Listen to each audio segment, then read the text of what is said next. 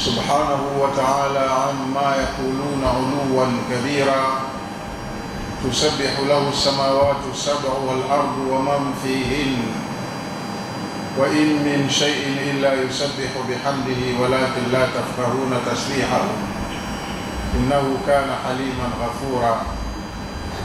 وأشهد أن سيدنا ونبينا وعظيمنا وحبيبنا محمد رسول الله أشهد أنه أدى الأمانة وبلغ الرسالة ونصح الأمة وجاهد في الله حق جهاده حتى أتاه اليقين، فصلوات الله وسلامه عليه وعلى آله وأصحابه أجمعين ومن تبعهم بإحسان إلى يوم الدين. أما بعد، أوصيكم إخواني ونفسي أولا بتقوى الله تعالى وطاعته. Ndugu zangu katika imani, ninakuhusieni pamoja na kuihusia nafsi yangu kumcha Allah subhanahu wa ta'ala na kutii maagizo yake. Yakulu Maulana fil Qur'an al-Karim, Mola wetu anasema katika Qur'ani tukufu, ya ayyuhalladhina amanu ittaqullaha haqqa tuqatih wa la tamutunna illa wa antum muslimun. Enyi waumini, muogopeni Allah haki ya kumwogopa, na kumwogopa Allah si kutetemeka kwa hofu, bali ni kufanya mambo ambayo ukirudi kwake uwe salama. Ogopa kurudi kwa Allah akiwa kakukashirikia. Kwa hiyo ni kuishi kwa kufuata utaratibu wake kama ambavyo anataka. Ukiondoka wakati ulifuata utaratibu, wewe mbele yake utakuwa salama. Na huku kufuata utaratibu tumeambiwa kila mmoja afanye kwa kiasi cha uwezo wake. Fattaqullaha mastata'tu, mcheni Allah kila mmoja kwa kiasi cha uwezo wake. Afate mtu maamrisho ya Allah kadiri ya uwezekano uliopo mbele yake. Wala tamutunna illa wa antum muslimun, na mnatakiwa muishi hivyo kwa muda wote mtakaokuwepo duniani. Msije mkakubali kufikwa na mauti mkiwa mko nje ya Uislamu. Mtu achunge Uislamu wake, aulee Uislamu wake, afate nidhamu ya Uislamu mpaka yanamkuta mauti. Ndugu zangu katika imani, Allah anatuhusia kumcha. Kwa hiyo tunapaswa kusikiliza wasia, kwa sababu alwasiyatu aqwa min al-amri. Kitu wasia kwenye sharia kina nguvu zaidi kuliko amri. Mtu akisema nimekuamrisha na akisema ninakuhusia, wasia huwa una nguvu zaidi. Kwa hiyo Allah anatuhusia kuishi katika dunia yetu kwa kufuata utaratibu. Pia Allah subhanahu wa ta'ala katika Qur'ani tukufu kwenye sura ya 17 aya 53 amemwambia mtume wake atufikishie ujumbe usemao, wa kulli ibadi yaqulu allati hiya ahsan inna ash-shaytana yanzahu bainahum inna ash-shaytana kana lil-insani aduwwan mubina. Ewe mtume, waambie waja wangu, na bila shaka ndio sisi waja wa Allah subhanahu wa ta'ala, waambie waja wangu, yaqulu allati hiya ahsan, waongee kwa namna nzuri. Maana yake mtu awe na uwezo mkubwa wa kuchagua maneno anapozungumza mbele ya wengine.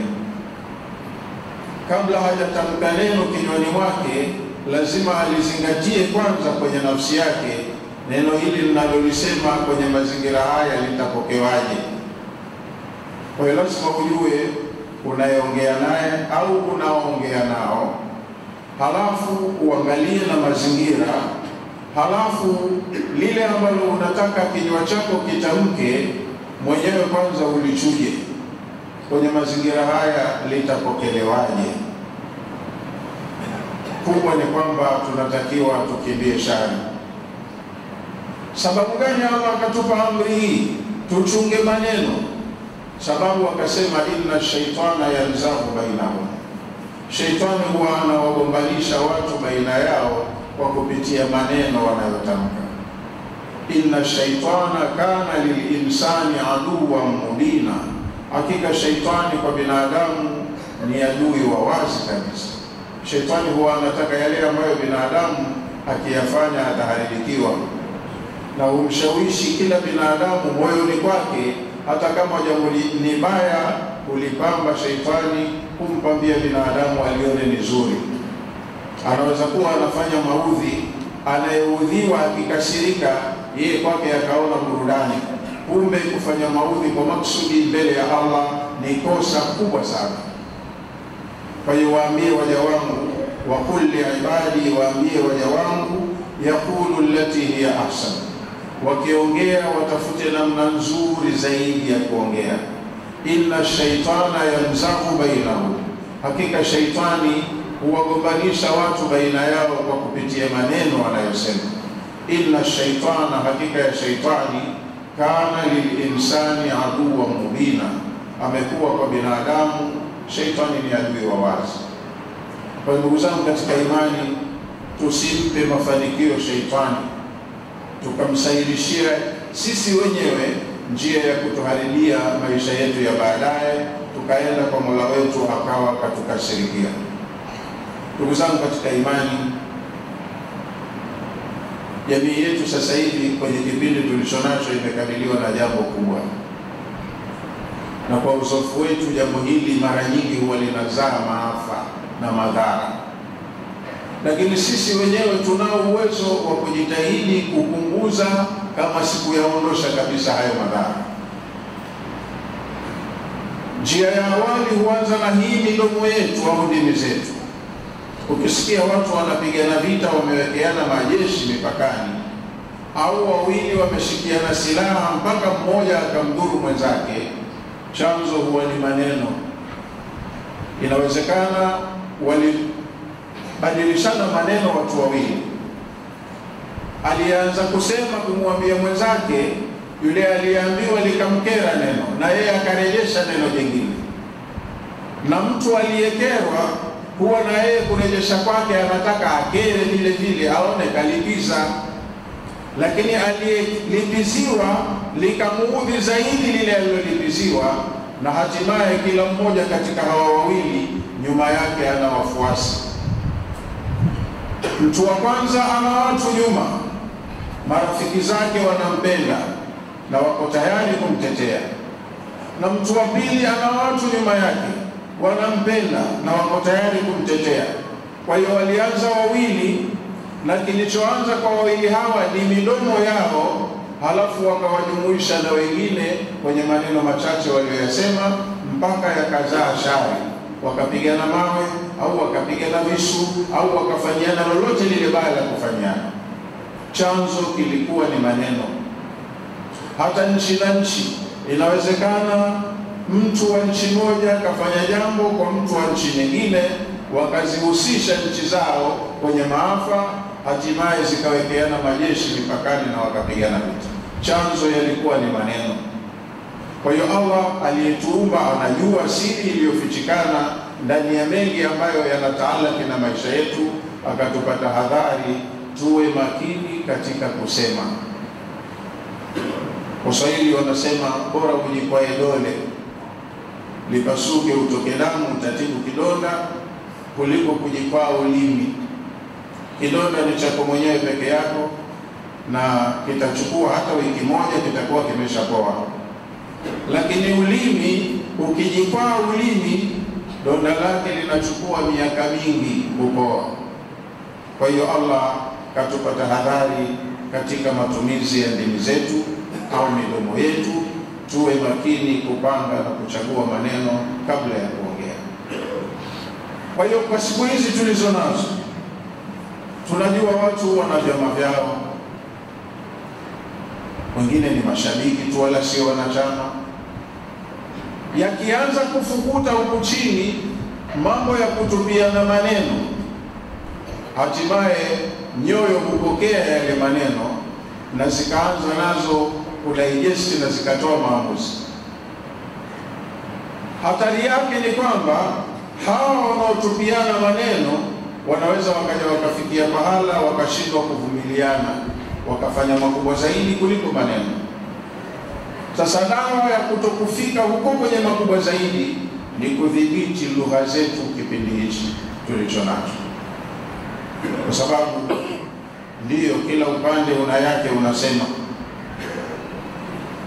lakini haya mambo yana taratibu zake kwa mujibu wa nidhamu ya uendeshaji wa jamii au nidhamu ya nchi. Kama kuna mambo yanastahili kulalamikiwa, mko mahala mwa kulalamikia kwenye vyombo vya maamuzi. Dola yoyote huwa ina mihimili mitatu: kuna serikali, kuna bunge na kuna mahakama. Serikali ni watu tu. Inawezekana kipindi fulani wakawepo wazuri, kipindi kingine wakawepo wabaya. Kama wako wabaya, watafanya mambo ya kuwaudhi wengine huko chini au dhuluma ya kuwadhulumu watu. Wale huko chini waliodhulumiwa hawawezi kuiondosha dhulma kwa jazba, kuja juu na kufanya fujo. Shari itakuwa kubwa zaidi. Lakini kwa sababu kilifanywa na watu, hata kama wanaitwa serikali, kwenye dola lazima kuna muhimili wa kutenda haki na kutafsiri sheria. Waliodhulumiwa wanaenda mahakamani, na mahakama inapaswa iwe ni muhimili huru wenye uwezo wa kutoa maamuzi. Kesi yoyote inakuwa ina mlalamikaji na ina mlalamikiwa, na patatakiwa na evidences, ushahidi. Mahakama ikijumuishiwa hivi vitu, inatakiwa iwe na uwezo wa kutenda haki. Kwa hapa kosa liko huku, kipi cha kufanya? Mahakama itatoa maamuzi kwa mujibu wa sharia. Sharia ziko, tutaenda kwa ustaarabu, na hapa tupatikana madhara na haki zilizopotea zitarejeshwa. Mahala pengine kwenye muhimili wa tatu ni bunge, ambalo tunajua ni sehemu ya uwakilishi wa wananchi. Bunge lina uwezo wa kuiwajibisha serikali au kuishauri au kuinasihi. Na kwenye majimbo yetu, kwenye kitendo kitakachofanyika, huwa tunachagua wabunge.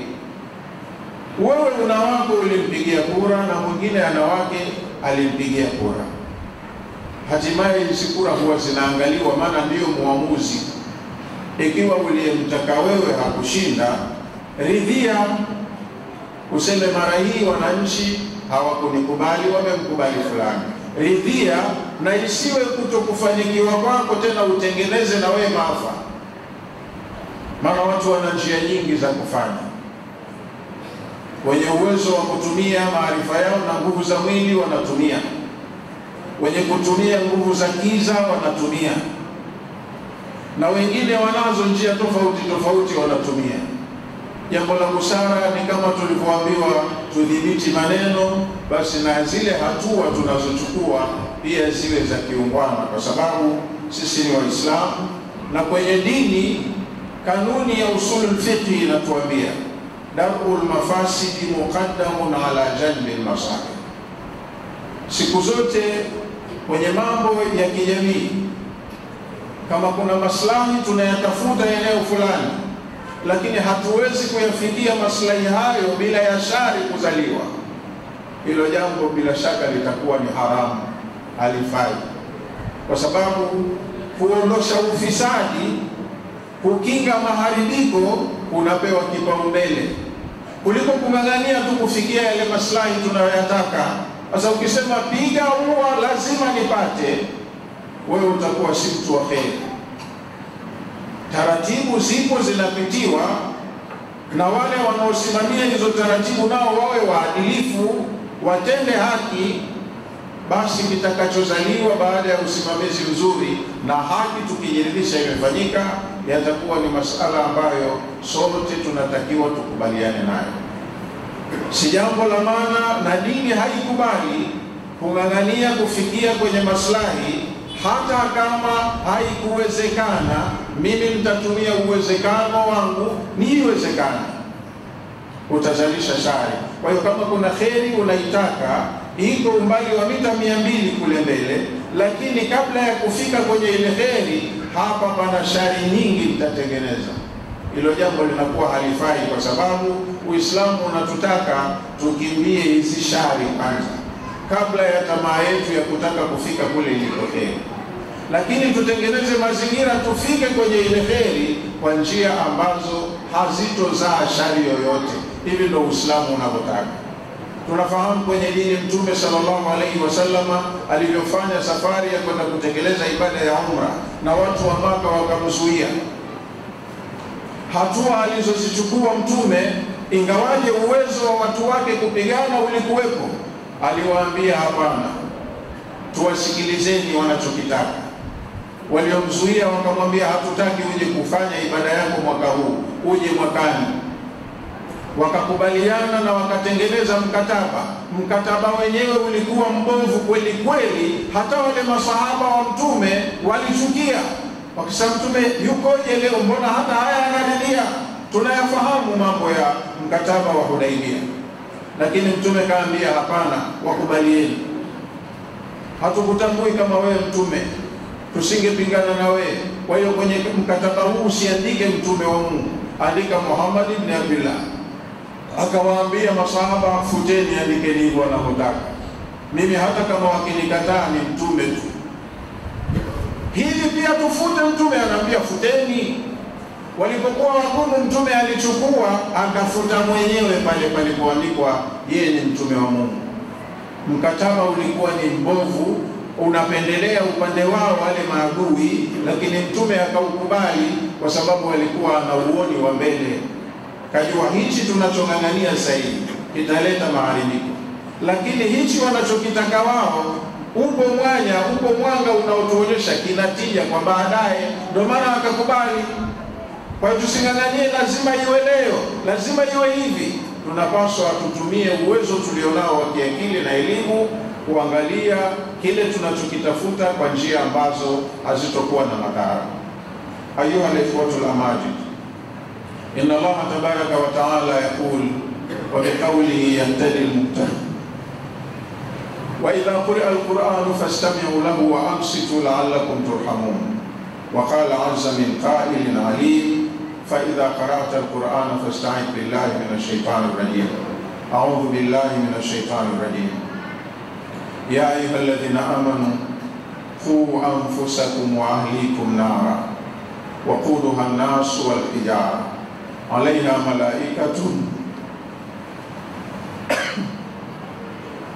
ملائكة غلاظ شداد لا يعصون الله ما أمرهم ويفعلون ما يؤمرون. بارك الله لي ولكم بالقرآن العظيم ونفعني وإياكم بالآيات والذكر الحكيم. أقول قولي هذا وأستغفر الله العظيم لي ولكم ولسائر المسلمين والمسلمات والمؤمنين والمؤمنات فاستغفروه فيا فوز المستغفرين ويا نجاة التائبين.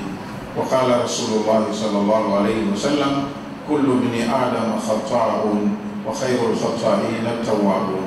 وقال أيضا ادعوا الله وأنتم موقنون بالإجابة.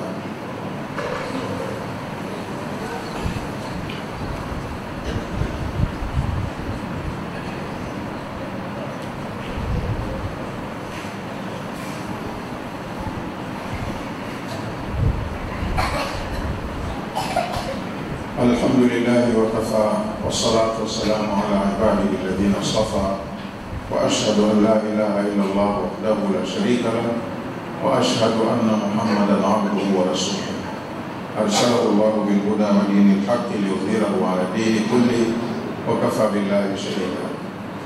أيها الإخوة الأعزاء، ndugu watukufu, amesema Mtume wetu sallallahu alayhi wasallam, unsur akhaka zaliman kana au mazluman.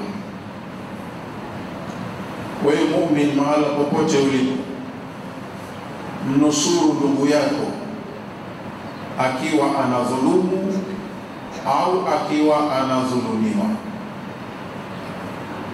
Ni maneno yakiingia katika akili ya mtu kwa haraka hayaeleweki vizuri, hayasomeki sawa.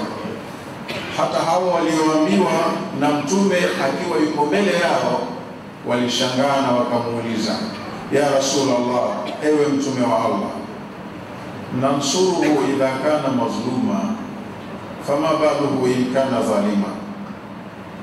Unasema tumnusuru ndugu yetu akiwa anadhulumu au anadhulumiwa. Mbona haieleweki? Tunachojua sisi tunamnusuru ndugu yetu akiwa anadhulumiwa. Sasa mtu anadhulumu, ndugu yetu anadhulumu, tunamnusuru vipi? Tumsaidie adhulumu? Hapana. Mtume akawaambia sio hivyo. Huyo anayedhulumu, tamna'u minadh-dhulmi, fanya maarifa umzuie na kule kudhulumu, ndio umemnusuru. Maana ukimwachia akifanya hiyo dhulma, yeye anaenda kubaya, ana shari, itamuandama baadaye. Lakini muandae ndugu yako asiwe dhalimu, asidhulumu wengine, itakuwa umemsaidia, umemnusuru na maafa makubwa baadaye. Unsur akhaka, mnusuru ndugu yako popote pale, zaliman kana au mazluma. Umnusuru akiwa anadhulumu, umzuie kudhulumu, au mnusuru akiwa anadhulumiwa, umkinge na ile dhulma anayodhulumiwa isimfike. Sasa sisi ni waumini, tunatakiwa tukae katika upande wa katikati sawa sawa, tuangalie wa Mungu na tuangalie wa Mungu. Ikiwezekana kilicho ndani ya uwezo wetu tutoe msaada, tuwasaidie wanaodhulumu wasidhulumu, tutakuwa tumewakinga na maafa ya kule kudhulumu. Na tuwasaidie wanaodhulumiwa wasidhulumiwe, pia tutakuwa tumewakinga na maafa ya dhulma. Na sisi kwenye imani ama ametupa pawa hiyo aliposema kuntum khayra ummatin ukhrijat linnas, nyinyi ni umma bora uliotolewa kwa ajili ya watu. Ta'muruna bil ma'rufi, ubora wenu upo katika kuamrishana mema, watanhauna 'anil munkari, na mnakatazana mabaya, watu'minuna billah, na mnamuamini Allah. Walau amana ahlul kitabi, kama hawa watu wa kitabu wanaomkataa mtume wenu wangeamini kwa imani kama hii mnayotakiwa nyinyi muamini, lakana khayran lahum, ingekuwa ni kheri kwao. Minhumul mu'minun wa aktharuhumul fasiqun, lakini hupatikana wachache miongoni mwa hawa watu wa kitabu wakaikubali imani sahihi wakaamini, lakini wa aktharuhumul fasiqun, walio wengi katika hawa wanakuwa mbele ya Mola wao ni waasi. Sasa Allah subhanahu wa ta'ala katika aya 6 ya sura At-Tahrim ametuambia, ya ayyuhalladhina amanu, enyi waumini, qu anfusakum wa ahlikum nara, jiokoeni wenyewe, yani kila muumini ajiokoe mwenyewe na awe anafanya juhudi ya kuangalia kuwaokoa watu wake.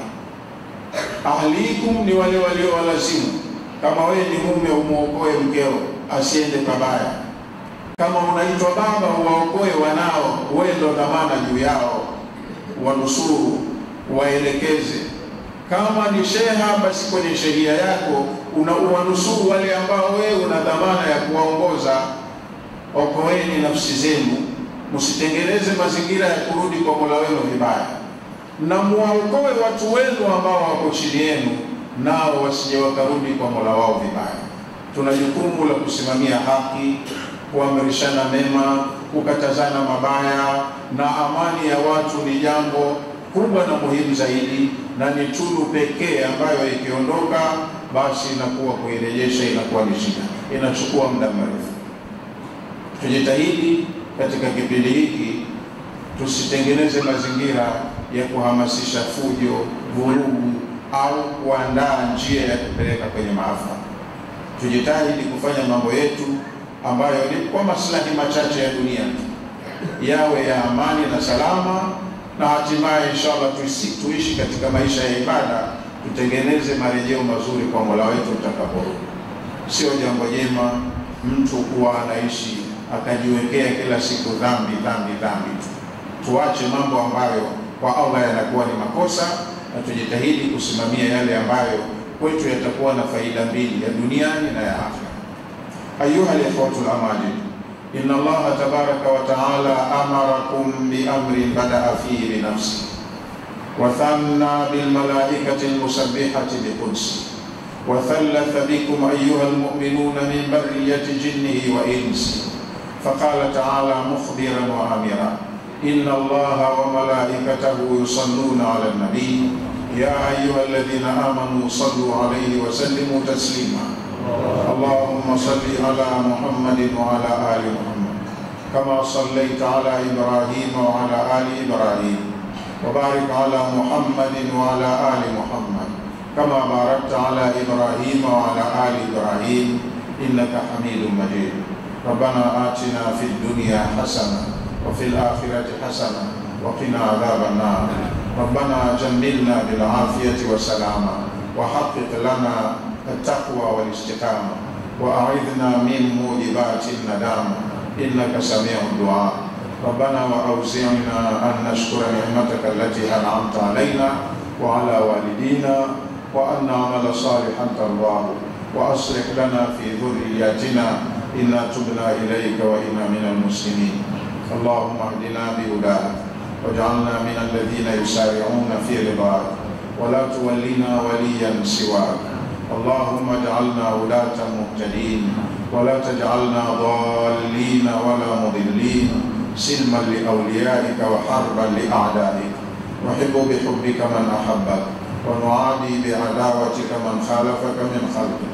ربنا هذا الدعاء ومنك الإجابة، وهذا الجهد وإليك التقلان، ولا حول لنا ولا قوة إلا بالله العلي العظيم. اللهم اجعل هذه البلدة آمنا مطمئنا وسائر بلاد المسلمين، واغفر للمؤمنين والمؤمنات والمسلمين والمسلمات الأحياء منهم والأموات برحمتك يا أرحم الراحمين.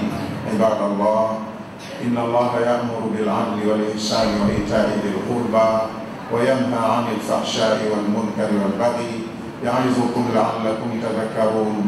اذكروا الله العظيم الجليل الكريم يذكركم، واشكروه على نعمه يزدكم، وأقم الصلاة إن الصلاة تنهى عن الفحشاء والمنكر، ولذكر الله أكبر والله يعلم ما تصنعون.